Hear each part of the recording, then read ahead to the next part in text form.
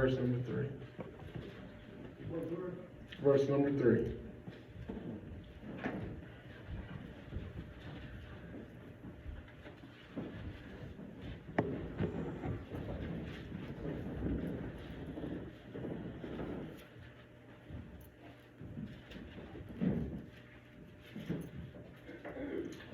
When you have it, say amen. Amen. Verse number 3 reads, "And the scribes and the Pharisees brought unto him a woman taken in adultery, when they had set her in the midst. And they said unto him, Master, this woman was taken in adultery in the very act. Now Moses in his law commanded us that such should be stoned. But what sayest thou? This they say, tempting him, that they might have to accuse him. But Jesus stooped down with his finger and wrote on the ground as though he heard them not. So when they continued asking him, he lifted up himself and said unto them, He that without sin among you, let them cast the first stone. And again he stooped down and wrote on the ground." My subject of today is, it's time to stop casting rocks. It's time to stop casting rocks. Here Jesus is. He has the scribes and the Pharisees, and what we just read, bring a woman that committed adultery unto him. And he talked about the law of Moses, on how the law of Moses commanded that she should be stoned. Right. But Jesus didn't say anything. He stooped down and started writing in the sand. Mm-hmm. Now here this woman is that's being brought into the act of adultery. And I'm not trying to condone adultery and try to say it's right. Sin is sin. But something we have to learn is we shouldn't be judging other people. Mm-hmm. We shouldn't be casting stones at other people. If you see somebody's battling with sins, get down on your knees and pray for them. Yes, sir. Because at the end of the day, God is the one that's supposed to be doing the judging. Mm-hmm. But we live in a society today where there's a lot of judgment going around in the world, where people are too focused on what other people are doing instead of being focused on what they do. All right. And I'm going to get more into that. But talking about the scribes and the Pharisees, every time Jesus turned around, he had to deal with the Pharisees. And even though they may not be Pharisees, they may go by the title Pharisees, but I know that we may have some people in our life that every time we turn around, somebody talking about us. All right. Somebody in our business, or we in somebody else's business. All right. So even still to this day, as I like to teach and preach a lot, that you can relate the Bible to today, there's still Pharisees walking around constantly judging people. Mm-hmm. All Jesus did when he was here on earth, he taught the people that was here on earth about his teachings. He healed the sick, gave sight to the blind, he fed the hungry, he raised the dead, he casted out demons out of people, he died on the cross, he did all these powerful things, but every time he turned around, even though he was doing powerful good things, he had somebody trying to judge him. All right.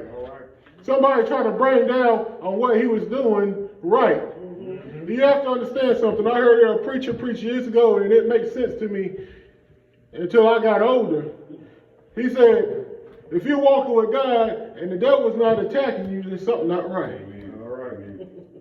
If the devil is not attacking us here at Mount Olive Church, something's not right. Mm-hmm. If the devil's not attacking you on your job or through your family, something's not right. Because when you're doing the right thing, you're going to find those Pharisees trying to get in on your life. All right. But we can't allow the Pharisees to discourage us, or whoever it may be in our life trying to discourage us. We got to continue to move on. All right. So back to the woman that committed adultery. What the the belief is with Jesus is when Jesus stooped down and started writing on the ground, he started writing the sins of the people that were talking about stoning him. Mm-hmm. And as he continued to write their sins, they started to walk away. I don't know about y'all, but as I'm up here preaching this word, I can't cast stones at nobody. All right. If we look at our life, and if we look at what we've done in our own life, in our own past, even though we may be saved, if we look at some of the stuff that we've done, and pay attention to what we've done, we'll realize that we don't have no room to talk about nobody. All right. And we don't have no room to cast stones at nobody, even though we focus more on casting stones at other people instead of being focused on what we've done. All right.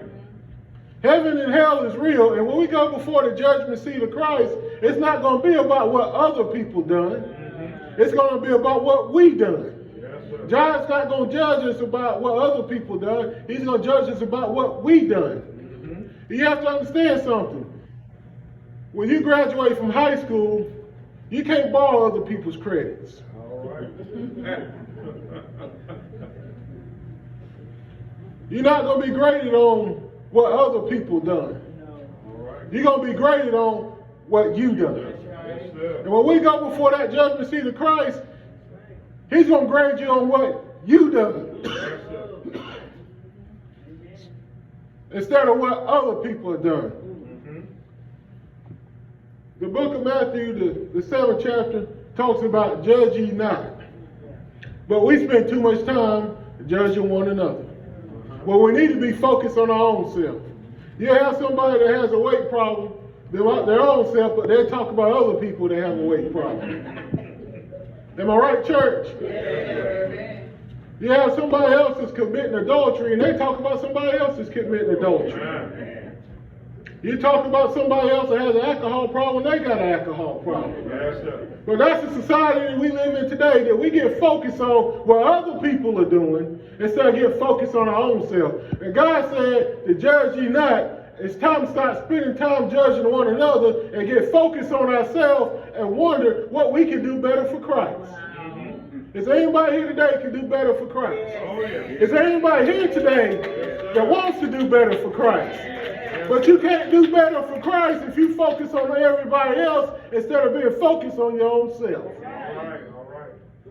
So if you got somebody that's constantly wanting to judge you and bring you down, if you got these Pharisees you're dealing with in your life, some of you have to always understand that man has no heaven or hell to put you in. Mm-hmm. Man may not want to forgive you, but if God forgives you, that's what counts. Because at the end of the day, that's what counts. If God don't want to forgive me, then I'm in trouble. Right. But if man don't want to forgive me, I shouldn't worry about it. All right. So as Jesus stooped down and he started writing the sins of what the other people were doing, they kind of just walked away. And when Jesus asked him, said, "He who is among me, let them cast the first stone." And none of them could cast a stone, because they know that they all had sin. And even as a Christian, people think that being a Christian, you're supposed to be perfect. I don't know of a perfect person. That's right. But there are people out here that think they're perfect. Am I right, church? There are people out here that think they're perfect even though that they're not.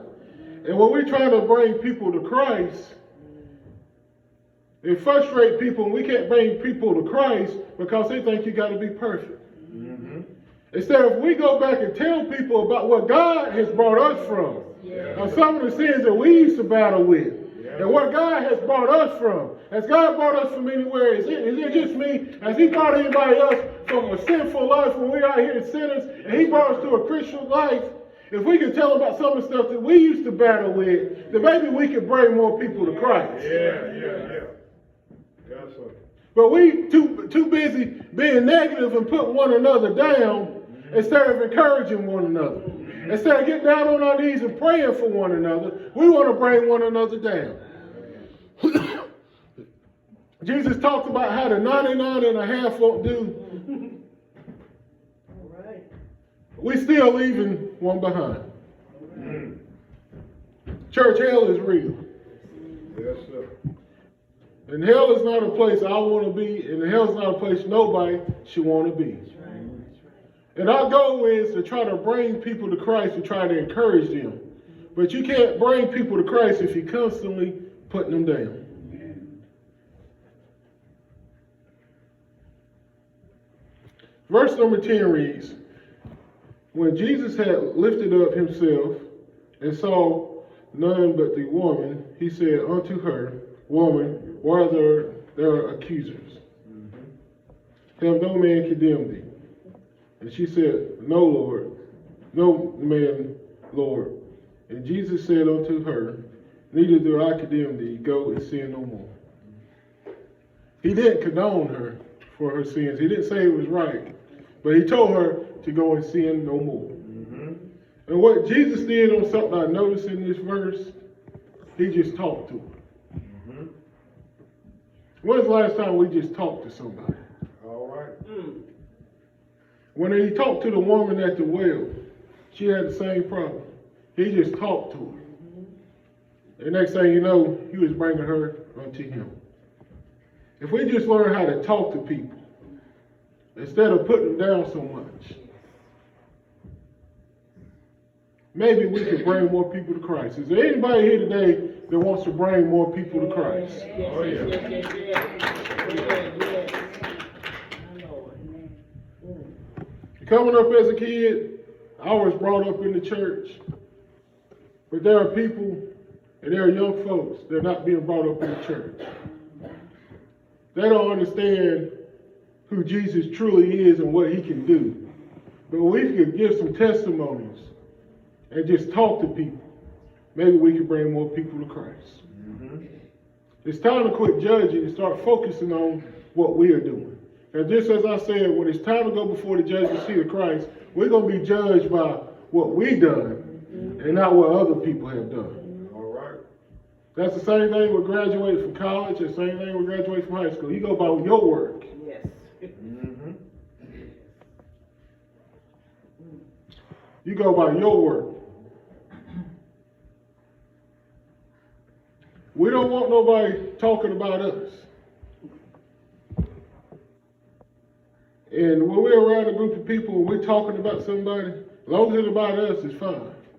But when we are the subject, then we want to get mad. And when we sit around and talk about people's own self. If you see something isn't right, sometimes all you can do is just pray for the person. And I want to challenge you today. If you see somebody that is not living right, pray for them. There's plenty to pray for in the church. There's always somebody to pray for. And there's always somebody to pray for in our life. Is it not, church? So I want to challenge y'all today on who it is that you can pray for. Who it is that we can encourage. Because if we can do that, we can bring more people to Christ. There's plenty of empty seats here in this church on where people we can encourage to come to church. And hopefully we can get them to Christ. But we have to learn how to encourage people. And stop casting rocks. May you bless the word today. Thank you. Amen.